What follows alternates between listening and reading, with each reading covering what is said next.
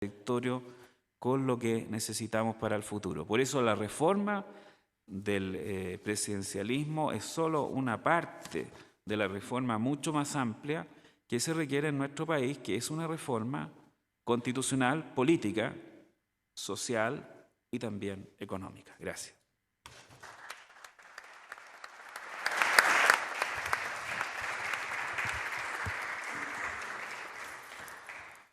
Agradecemos a Pablo su ponencia. Vamos a la última ponencia de este panel. Escuchamos a don José Francisco García. ¿Se escucha? Sí.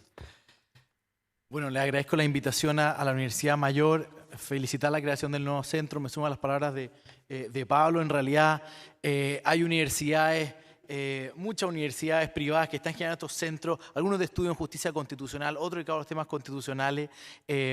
Así que está muy bien, digamos, porque se está apretando a los talones, digamos, a las llamadas universidades, digamos, con roles públicos, digamos, y la competencia siempre sana en estas materias también. Así que yo miro con mucha simpatía el esfuerzo que está haciendo la Universidad Mayor. Además, hay buenos amigos ahí encabezando estos esfuerzos, obviamente igual que la Carmen. Yo hoy día me voy a preocupar, no sé hacia dónde apuntar esto.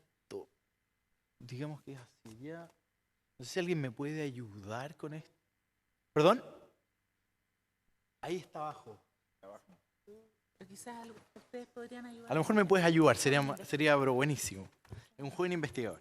Yo tengo tres preocupaciones hoy día, o tres ámbitos de reflexión para compartir con usted. Ahí está. ¿Hacia dónde apunto? Perfecto. Ahí vamos a estar. Ahí estamos. Yo voy a compartir tres ámbitos de reflexión, espero no salirme de los 15 minutos. En primer lugar, ¿cómo llegamos al hiperpresidencialismo chileno? ¿No? Y eso es algo que en general se lo atribuimos o a Portales o a Pinochet, y yo quisiera, digamos, transmitirle, probablemente no aquí a los destacados constitucionalistas de la mesa, digamos, pero sí probablemente a las generaciones más jóvenes, ¿de dónde está el origen del hiperpresidencialismo? Y diría que no está ni en Portales ni en Pinochet. Y ya el profesor Ruiz Tagle ha sostenido de alguna manera dónde tenemos que buscar ciertos responsables y los argumentos que nos entregaron esos responsables. En segundo lugar, tengo algunas inquietudes respecto al semipresidencialismo, pero sobre todo por la falta de definiciones en la que está cayendo, digamos, la denominada propuesta de RNDC, ¿no? De los senadores Walker y Larraín. Encuentro que la falta de especificidad y la frivolidad con la que se ha tomado esa reforma a mí me genera bastantes inquietudes. Y salvo los esfuerzos probablemente del Grupo Los 24, algunos trabajos del profesor Godoy de comienzo de los 90, en realidad no se ha avanzado muchísimo más.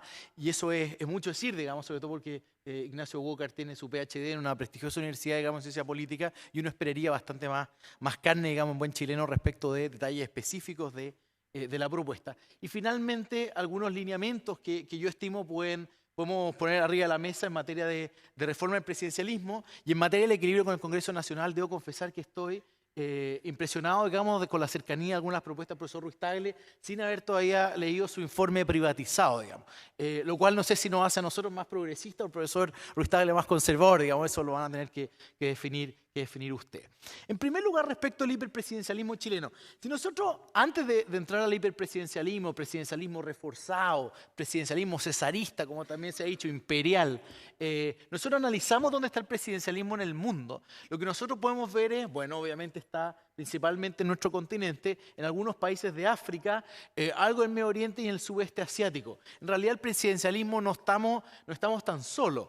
Donde sí estamos relativamente solos, y este es un trabajo del BID del 2006 muy interesante, digamos, es en las facultades constitucionales que tiene el presidente de la República. En eso efectivamente nuestro hiperpresidencialismo, digamos, ya está indexado, ¿no? Tenemos la intuición, obviamente, los que estamos vinculados al mundo del derecho constitucional, de que efectivamente las potestades, sobre todo legislativas, son realmente impresionantes si uno la compara además con el modelo desde, ¿no? El presidencialismo clásico norteamericano, y en realidad, digamos, ya se ha tratado de parametrizar estas diferencias, y es un bonito gráfico que hizo el BID porque además muestra también el porcentaje de escaños controlados por el partido del presidente. Entonces ahí se ven además los presidencialismos mayoritarios, los presidencialismos minoritarios, pero en realidad el gráfico a mí me interesa mostrárselo porque básicamente muestra que efectivamente las facultades constitucionales en una escala de 0 a 1 nos acercamos al 0,7, digamos, y somos de los que tenemos en nuestro presidente, digamos, bastante, digamos, poderoso. Pero el tema de fondo es cómo entonces en la línea del diagnóstico, ¿cómo llegamos a este hiperpresidencialismo? Y en realidad cuando uno mira, digamos, el presidencialismo norteamericano y el chileno, digamos, si utilizamos el presidencialismo clásico como modelo, digamos, fue el primer modelo presidencial, digamos. En realidad lo que caracteriza a nuestro presidente es su arsenal legislativo. Y ese arsenal legislativo no está solamente vinculado a la iniciativa de ley, y tampoco está, yo diría, vinculado a la potestad reglamentaria autónoma, ¿no? Ahí el profesor Carlos Carmona, ahora en el Tribunal Constitucional, tiene interesantes estudios sobre la falta de utilización de la potestad reglamentaria autónoma, o una tesis alternativa que es la idea de que uno manda leyes en blanco, digamos, al Congreso, y después a través de la potestad reglamentaria de ejecución que se implementa la potestad reglamentaria autónoma. En cualquier ambos escenarios, la potestad reglamentaria autónoma merece, digamos, también un seminario por sí misma, digamos.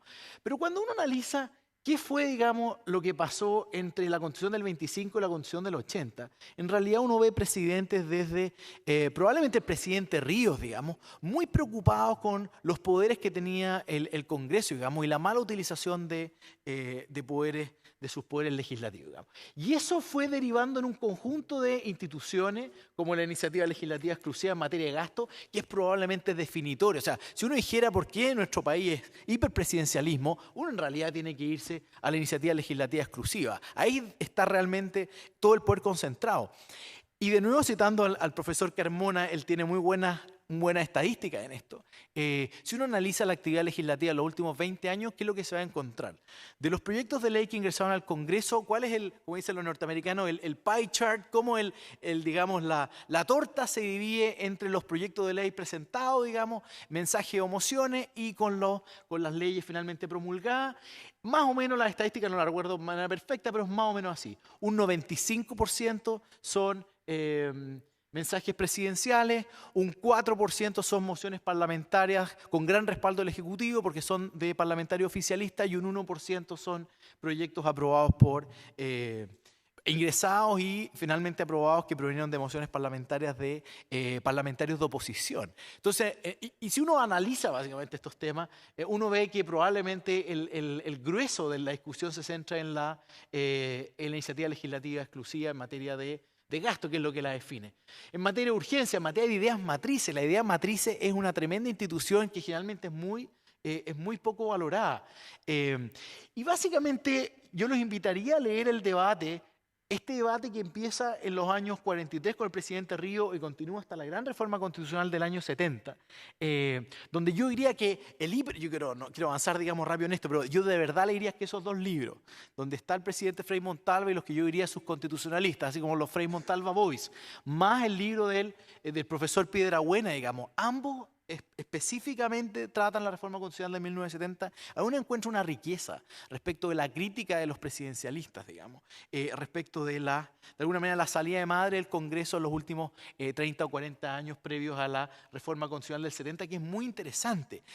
Toda la discusión sobre las leyes misceláneas, la captura de los grupos de interés a los parlamentarios, las condonaciones de deuda, las leyes misceláneas en el sentido de cómo se iban, lo que llaman los norteamericanos, los árboles de Navidad, ¿no? Que eso está más vinculado con las ideas matrices. O sea, ingresa un proyecto de ley y vamos colgándole guirnalda, digamos, enmiendas o modificaciones, digamos, modificaciones a través de enmiendas, digamos, o indicaciones que van permitiendo la viabilidad política del proyecto, pero que al final transforman un árbol de Navidad, que es una de las grandes discusiones que prometió, digamos, el presidente Obama hacerse cargo y que lamentablemente no ha podido hacerlo, digamos, porque en realidad allá el presidente no tiene ningún control del gasto y tiene muy poco en lo que puede influir en materia legislativa, y a través del famoso log rolling, ¿no?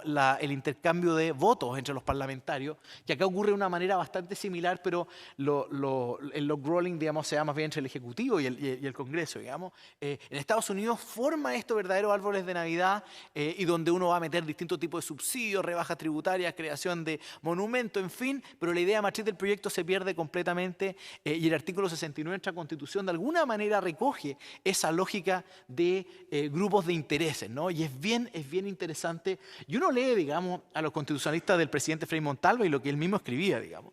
Y ahí uno ve realmente una análisis de public choice, digamos, ¿no? O sea, una manera de entender el proceso legislativo cuando uno le entrega poder de gasto, digamos, a los parlamentarios y a los desmadres a los que uno puede llevar. Esto no es una defensa del presidencialismo, digamos, pero sin embargo nosotros no podemos no entender nuestro hiperpresidencialismo si no leemos este debate entre los 40 y los 70. Por lo tanto, está bien esta tradición portaliana, se le atribuye, digamos, a Pinochet, digamos, el hiperpresidencialismo. Yo más bien miraría con mucho cuidado la historia de la reforma constitucional del 70 y el debate que se generó durante las 2 o 3 décadas anteriores. Ahora, dicho eso, y antes de llegar a los lineamientos de reforma del sistema presidencial, que yo creo necesario y conveniente, sin embargo, tengo inquietudes respecto del modelo semipresidencial y quiero pensarlo también en el debate que estamos teniendo ahora, porque en realidad la modificación del régimen político iría aparejada a la reforma en nuestro sistema electoral. Lo que yo no he visto de todas maneras es una propuesta, digamos, maciza, concreta al detalle, digamos, como lo que está proponiendo el profesor Ruiz Tagle y algunos esbozos también que ha propuesto el profesor Nogueira, y en realidad lo que yo tengo son más bien inquietudes respecto de lo que vamos a empezar a discutir ahora en materia de régimen semipresidencial. Obviamente, yo discrepo del profesor Nogueira en el sentido de que uno puede tener estas 3 hipótesis. Probablemente, efectivamente, se puedan dar esas 3 hipótesis, pero en realidad uno tiene que ir a 2 hipótesis previas. El semipresidencialismo en realidad no existe como tal, digamos. Lo que uno puede ver en la evidencia internacional es un comportamiento dual del semipresidencialismo. O sea, dependiendo más bien de factores políticos, incluso la personalidad probablemente del presidente y del primer ministro o el premier, lo que uno puede ver es más bien un sistema presidencial o un sistema parlamentario. Pero en realidad un régimen semipresidencial como tal es más bien algo teórico. Uno en realidad puede ver un sistema dual, ¿no? Y se va a comportar en uno u otro sentido, y eso a lo mejor apuntaría un poco en la lógica de flexibilización de lo que ha dicho Pablo. Después, obviamente, se da este problema de la incertidumbre de la cohabitación. Ahora, el problema de la cohabitación no es el problema de que uno tenga un presidente de una tendencia política, ¿no? Sebastián Piñera con un primer ministro de otra tendencia política, digamos, Guido Girardi, para ser el ejemplo sabroso, ¿no? El problema no es ese, digamos, ¿no? Bueno, tendrías un diputado más sabroso, ¿no? Pero el problema no es ese. El problema en realidad es uno. Y además esto es curioso porque se quiere evitar la crisis política. ¿Y por qué? ¿Cuál es el argumento de la crisis política? Como fracasa el régimen, digamos, ¿no? Una caída en el régimen presidencial es básicamente una crisis automática del sistema político y eso lo corregiría, digamos, el sistema semipresidencial. El problema más bien de incentivos, como lo veo yo. Uno tiene un presidente electo popularmente con un mandato popular, con un programa de gobierno que quiere sacar adelante, y por otro lado, y por otro lado tiene una gran legitimidad ciudadana desde el punto de vista de las políticas públicas que quiere sacar adelante, y por otro va a haber un primer ministro, digamos, que tiene su confianza básicamente en la Cámara Política, que eventualmente podría querer sacar un programa completamente distinto. Ahora, lo curioso de este caso es que uno podría tener, digamos, al presidente, si le radicamos solamente facultades en defensa, relaciones exteriores, en fin, o un presidente que va a pasar a ser el líder de la oposición, digamos. Entonces, el problema de la crisis política es cierto que podría darse en un sistema presidencial, pero yo también creo que cuando existe cohabitación, uno tiene estos 2 mandatos muy claros, digamos, uno de una mayoría ciudadana, el otro de la Cámara Política, y hay 2 líderes políticos tratando de sacar sus políticas públicas adelante. Yo imagino con el estado tensionado en que está, por ejemplo, Estados Unidos en este momento, digamos, probablemente mucha mayor tensión de la que tenemos hoy en día en Chile, y uno pensaría en un sistema semipresidencial y básicamente lo que tiene, digamos, es una muy mala receta. Entonces, no solamente estoy preocupado por el carácter dual, digamos, que uno puede tener, digamos, no creo que exista el semipresidencialismo ni siquiera puro, es más bien, en realidad es teoría. Pero además me preocupa, digamos, la cuestión de la cohabitación y creo que no sería poco probable en Chile tener una cohabitación, pero no por el problema de nuevo de las ideologías políticas, sino que es por la legitimidad de los mandatos para sacar adelante su programa. Y respecto de la propuesta que se está discutiendo ahora en Chile, también veo ciertos vacíos en materia del control de la política presupuestaria. ¿Quién va a ser, digamos, el que tenga la iniciativa legislativa exclusiva acá? La vamos a separar por los ámbitos que les entreguemos, vamos a entregar en el primer ministro, el presidente de la República, ¿quién va a tener al final el control del gasto público? ¿Quién va a tener que ir a pelear la ley de presupuesto? Nosotros diríamos, probablemente el primer ministro, ¿no? Pero eso hay que definirlo. Cuando les pregunté esta misma pregunta, digamos, en el CEP a los dos presidentes de los partidos, en realidad no tenían muy claro y su respuesta por default era el presidente de la República. Yo no tendría tan claro cómo el presidente de la República, si lo vamos a meter en las áreas de defensa o relación exterior, digamos, en la lógica del jefe de Estado, le vamos a entregar a él, digamos, el control de gasto público, la iniciativa de ley en gasto público, en fin. ¿Cuáles serían las condiciones para que el presidente de la República disolviera la Cámara? Efectivamente va a haber un voto de censura constructivo.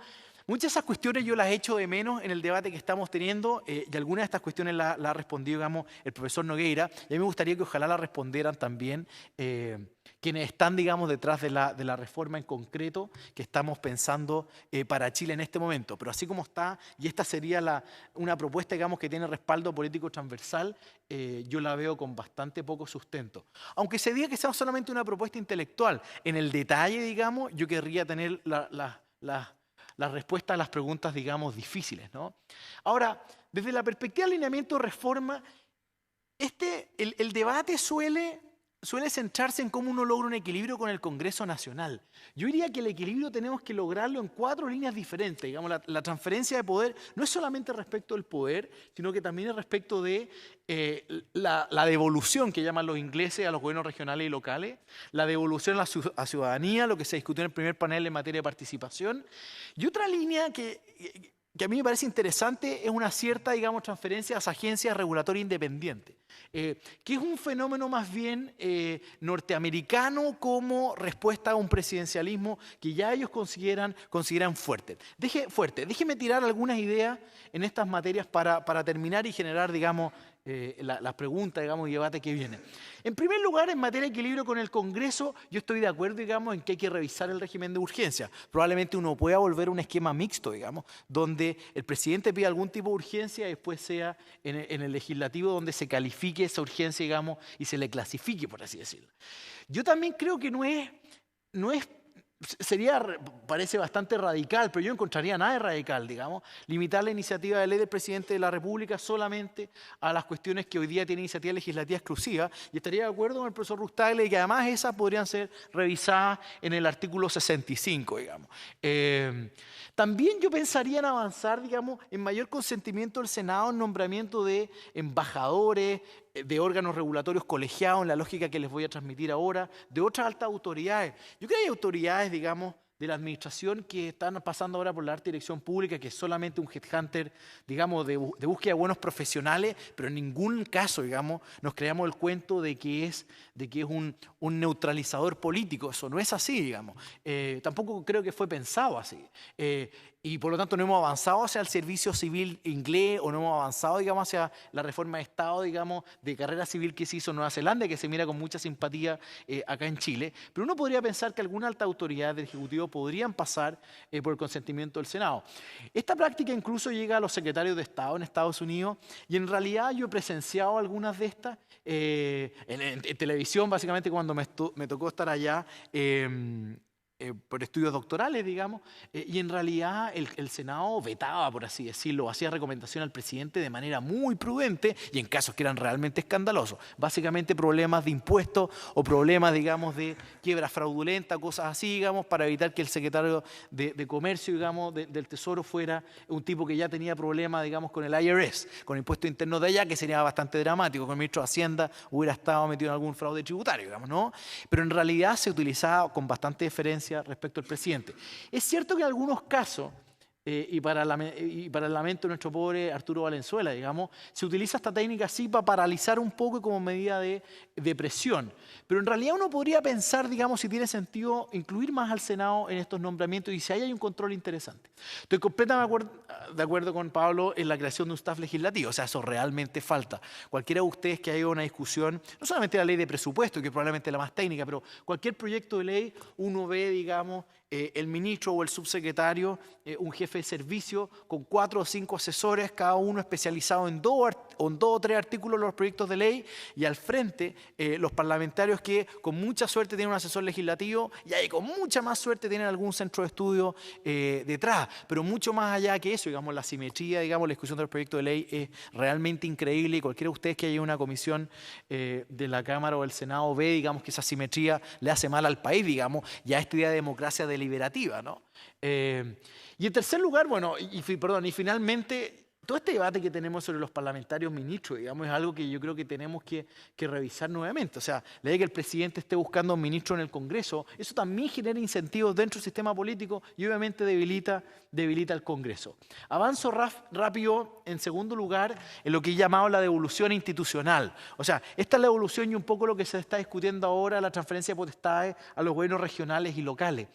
Déjeme darle un ejemplo. Cuando uno mira, por ejemplo, lo que están haciendo los alcaldes en materia de seguridad ciudadana, uno mira toda la literatura, digamos, y mira el rol relevante de los gobiernos locales en materia de seguridad ciudadana, de seguridad pública, y uno ve que la policía comunitaria, la idea de que los propios gobiernos locales tengan policía, que ahí se definan las estrategias más importantes. El típico modelo, digamos, de tolerancia cero, que aquí se dice que es básicamente la persecución a los criminales y en los más mínimos delitos, eso no es cierto. Tolerancia cero en Nueva York, lo único que inventó, digamos, fue una reforma administrativa muy fuerte, digamos, a las policías pidiéndole gestión, donde básicamente sientan además al alcalde, al encargado de seguridad del gobierno local, al fiscal local, no al fiscal nacional, al comisario o al subcomisario, para ponerlo en efecto, y que ahí se determinen, digamos, además con un sistema estadístico bien complejo, digamos, los llamados hotspots, ¿no? Estos puntos calientes donde se están en las esquinas en particular, no del Ministerio del Interior, no el subsecretario con los generales, o con el general director y un par de coroneles tomando decisiones, no, en cada municipio, digamos, tomando estas decisiones. Y cuando uno mira la Ley Orgánica Constitucional de Municipalidades y uno trata de encontrar la fuente, digamos, legal, el fundamento legal para los pocos, digamos, esfuerzos que hacen los gobiernos locales en esta materia, uno diría realmente esto es ilegal, digamos, o sea, es una interpretación extensiva, digamos, de la LOC de municipalidades. Y un ejemplo como eso uno lo podría pensar en varias materias más. No basta con esta cuestión de la elección de los cores, ni tampoco la elección de los intendentes. La reforma tiene que ser bastante más profunda. Ahora, yo creo que sin una descentralización fiscal es muy difícil avanzar en esta línea. O sea, tenemos que llegar a un punto en que si en realidad queremos tener poderes de decisión, probablemente vamos a tener que pensar en otra escala la cuestión tributaria, digamos, y cómo se financian las regiones. Y lo otro que tenemos que pensar también en esta devolución de poder institucional es avanzar en la alta dirección pública, digamos, regional y local. Así como se requiere un staff parlamentario potente, así como probablemente uno requeriría unos asesores, digamos, jurídicos, el Tribunal Constitucional, algo avanzado en esa materia, pero se requiere con mucho más fuerza en la Corte Suprema, uno debería pensar en cómo profesionaliza mucho más los gobiernos regionales y los gobiernos locales. Porque muchos de estos debates políticos siempre se centran en el Congreso, la ley de lobby, clave para el Congreso, pero en realidad los espacios de opacidad no están en el Congreso o no están los mayores espacios de opacidad. En realidad probablemente están a nivel de gobierno regional, gobiernos locales. Basta pensar cómo se aplica la transparencia activa en la ley de acceso a información pública en cosas tan básicas como parar, digamos, cosas mínimas, información básica de transparencia activa en las páginas web de los gobiernos locales para ver, digamos, lo mal, digamos, que estamos en materia de transparencia. Pocos raspacachos le han llegado a los gobiernos locales y vienen elecciones, digamos, ojalá no vaya a estallar ahora porque hay varios que van a estar en un lío, digamos, mayor. Y lo mismo el proceso de elaboración de reglamento y decreto. O sea, en realidad cuando uno piensa todo el debate de lobby, digamos, de transparencia, yo me suelo reír, digamos, de que el gran problema es el Congreso. Yo creo que ahí tenemos un problema, digamos, y mucha de esta línea de fortalecer, por ejemplo, los gobiernos regionales y locales van también en una línea de transparencia. En materia de devolución de poder a los ciudadanos, a las personas, hay cuestiones que ya se están discutiendo bastante consensuadas, yo diría, y que van en buen camino, y este gobierno está sacando adelante algunas de ellas. Iniciativa popular de ley, hay que ver los requisitos sí, de seriedad, digamos, los plebiscitos, los referéndums locales, la intervención en los procedimientos administrativos. Se habla de la ley de participación ciudadana, la ley medioambiental, digamos, pero cuando uno mira la ley de base de procedimientos administrativos, uno encuentra cosas bastante interesantes. La ley de acceso a la información pública. Son todas estas cuestiones, digamos, que uno tiene que mirar cómo logra la participación a través de la ciudadanía, de los interesados probablemente, porque esto requiere algún nivel de interés, obviamente, en los procedimientos administrativos. Y lo mismo en materia de consulta en las decisiones regulatorias. Ahora se toman decisiones sin consultar a nadie, muy pocos, digamos, servicios, digamos, estoy pensando tal vez en la Subtel en algún momento para el proyecto de superintendencia de telecomunicaciones, digamos, pero en general a los reguladores les importa absolutamente nada lo que digan los ciudadanos o los regulados, y ahí tenemos un problema. Y termino con esta idea de las agencias regulatorias independientes. Estoy pensando principalmente como sustituto de la superintendencia. Una de las cuestiones que entendió el norteamericano es que en general los problemas regulatorios, y como bien dijo el ministro Viera-Gallo, están teniendo un rol cada vez mayor en materia de entender la relación del Estado y el mercado, digamos. Uno de los problemas, digamos, yo diría, es que siempre entendemos el problema, digamos, de la regulación del Estado contra el mercado, digamos. Y en realidad lo que ya profesores bien destacados de Yale, digamos, y yo creo que Pablo los conoce bien, estoy pensando en Ian Ayres, probablemente el que inventó un concepto, digamos, bien interesante en la regulación responsiva. Él entiende en el fondo que la regulación ahora es un triángulo, digamos. O sea, uno tiene al Estado, digamos, el interés público, digamos, uno tiene el mercado, el regulado, pero por otro lado uno tiene al regulador. Ahora, ese regulador, digamos, es equidistante respecto de ambos intereses, digamos, por curioso que suene. Eso tiene impacto más, por ejemplo, en el financiamiento. Siempre se dice que obviamente algo muy estúpido es que los regulados financien al regulador. Típico caso en Chile, la superintendencia de banco, digamos, ¿no? Pero también, dice Ayres, es muy estúpido creer que el Estado, a través de la ley de presupuesto, tiene que financiar a los reguladores, porque en realidad lo único que se consigue, digamos, es la dependencia total de todo el proceso burocrático, digamos, y eso también resta independencia. Entonces, el equilibrio que uno tiene que lograr, lo tiene que lograr a través de esta agencia regulatoria independiente, que no es solamente un invento norteamericano. Ustedes miran en materia financiera, energética, medioambiental, telecomunicaciones, y ese estándar OECD. Ahora que todo lo que nos dice la OECD, eso es como los 10 mandamientos, digamos. Bueno, las agencias independientes son básicamente la regla en todos los mercados, en todos los mercados regulados, y tiene una serie de condiciones, digamos. Son órganos colegiados, donde hay participación mixta, digamos, tanto del Ejecutivo como del Senado, típicamente. En muchas de ellas son en sistemas parlamentarios, obviamente eso genera otras lógicas, digamos. Hay causales exigentes de remoción, hay renovación por parcialidades, y además tiene potestades regulatorias, y eso es muy interesante, digamos. Se despoja, digamos, a los ministros, digamos, y esa es la idea, y a los superintendentes, que muchas veces regulan sin querer decirlo y sin tener potestades, digamos, y efectivamente se le encarga a estos órganos más técnicos, digamos, es probablemente el sueño del New Deal, digamos, en el siglo XXI, y se le entrega potestades regulatorias. ¿Pero por qué? Porque tienen una especialidad técnica y tienen independencia, autonomía desde la política bastante alta por estos diseños institucionales, y uno ahí podría efectivamente tener bastante potestad regulatoria. Por lo tanto, si miramos a nuestro presidente, digamos, ¿no? Uno podría decir que el problema del presidencialismo no lo tiene que atenuar, digamos. Yo diría, pueden ser más líneas, pero al menos estas 4 líneas. Yo no solamente lo vería en equilibrio con el Congreso Nacional, yo lo vería en la perspectiva de la devolución, como dicen los ingleses, de poder a los gobiernos regionales y locales, la devolución ciudadana, y también en esta creación de quienes ostentan las potestades regulatorias, porque efectivamente ahí está jugándose buena parte de la vida económica y social del país. Muchas gracias.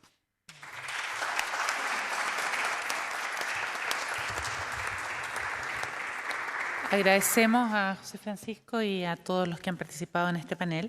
Y entonces, hecha la provocación, vamos a la discusión que viene ahora desde el público. Vamos a leer las preguntas para que el que estime conveniente recoja el guante y vayamos discutiendo. ¿Cómo unir un sistema semipresidencial con un sistema de elección binominal? Preguntan. ¿Se soluciona el problema de legitimidad en tal contexto?